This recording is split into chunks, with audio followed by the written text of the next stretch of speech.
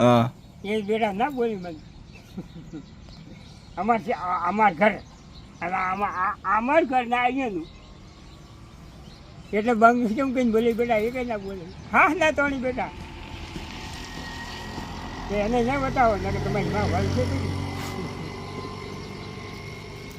એક રબારી એનો ઘરનો હતો વફરાભાઈ વાત મન દાડી બોલ કરતો હતો અમે ચા મેલેલો અને આપણે બીજ હતી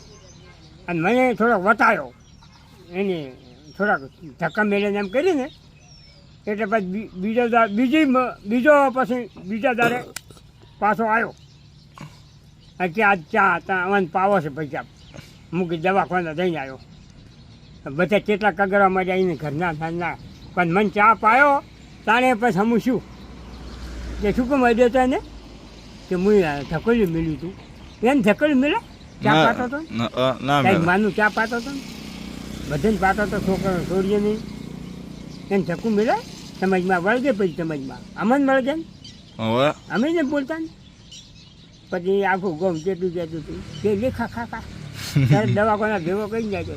પછી આવ્યા મારી પાસે ચા મન પાયો બસ મેલી મને કે મારે ચા પીવો પડશે તું ખૂબ જણા હતા